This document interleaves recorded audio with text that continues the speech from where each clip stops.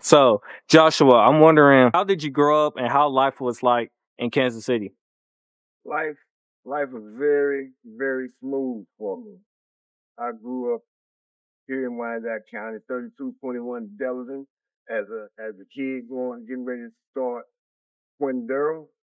Went to Quindaro, and then Quindaro, 1972. I moved here. We've been here for over 50 years.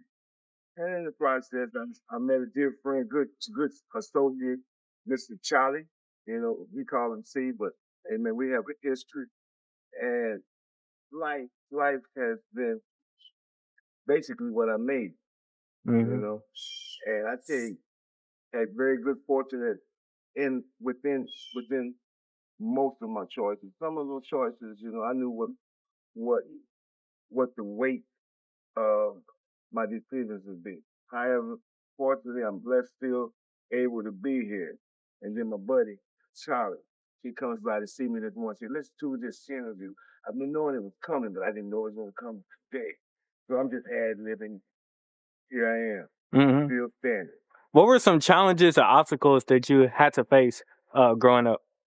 Uh, well, as a kid, being a biracial kid, that was the number one challenge, which made me a little more hardcore, because you don't want to be bullied. So I started bullying. That was one of the main obstacles. Hmm. Tell me kind of like what kind of skills do you do, like job application wise? Well, at the age of 13, my father taught me how to drive dump truck. At the age of 17, upon graduation, I had a brand new Peterbilt. He bought me a Peterbilt for a graduation present, and that's basically my job skill. Hmm. You know, Also, I'm wondering what kind of like strengths and weaknesses with your job that you have. it makes sense, but it's definitely a skill to be able to operate a semi. You know, and it's just the enjoyment behind it. There was no weaknesses added. It just you get at it and you become the best that you can be. And when you're in the trucking business, you work around other truckers.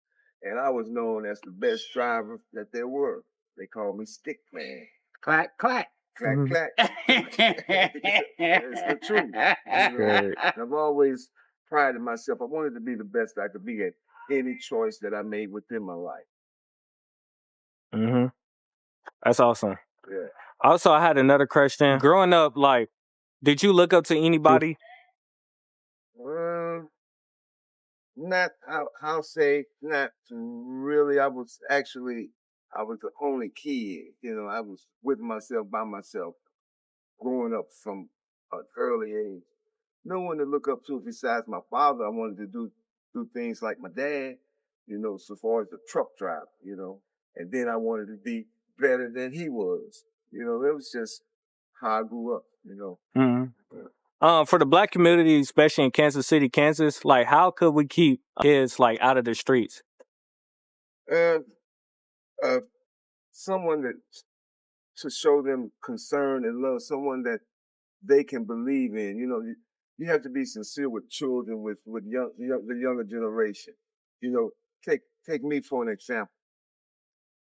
I would tell a child, a young kid growing up that could understand that thing. Look, you don't have to make mistakes in life as far as getting in trouble, hanging in the streets. Because if you start out in the streets, you're gonna go to jail or the graveyard. That's one thing that my father taught me. When I left this yard at the age, I think I was 20, 21 years old, and he knew what I was up to. He said, boy, if you leave here today, you ain't got but one or two places to go to. That's to somebody's penitentiary or to the graveyard. And guess what? A year later, I was in the penitentiary, and my whole young adult life was in and out of prison. So what I would do, I would tell a young man to look, don't learn from your mistakes. Look at me, look at my life. You know, you don't have to go through what I went through in life. Ask me questions and I'll do my most sincerest person to come out, you know, because it's the truth, man. You know, you don't have to learn from your own mistakes. You can learn from another person's mistake in life, you know. And fortunately, I'm at that age now where I've not been in prison in 10 years. It's close to 10 years now, you know. It took me a while, but here I stand. That's great. Tell a drastic change in your life since the crack epidemic. The drastic changes, I'm not involved in any of that anymore. Right. Tell them your story, your adventure that took you to get to where you are today. Oh, God. The life battle, the consequences, the situations. How many times you've been in prison? The cause and effect of what our mistakes have done today that affected you today. And I'm not making a joke about it because this is sincere. I have been to prison so many times I cannot count. I cannot count. I can tell you I have 87, 90 felony conviction, not charge, conviction to this day, you know. And what led me to that path, I was smarter than the average bear, so I thought. What I do, I would actually, okay, I do this crime. It's all non-violent, nothing violent. Bank fraud, forgeries, theft by deception, conspiracy to commit fraud. However, I can't get no time. So I told myself, now what sense does that make? Okay, I get a year. I'm settling for satisfied just by knowing that I'll do no more than a year in prison. That's cuckoo. You know, who wants to go to prison? Well, I chose to go because of the money that was involved. And, you know, that's my history from 1983 until I came home in 2014. But it was all in and out, in and out. But from 1984 to 2014, I spent no more than a first parole I got out from 84. I was on the street for 3 years. After that 3-year period, which was 92, I was in prison every year. Every year. Every year. 6 months, 7 months. Out, back in, back in. You know, so what?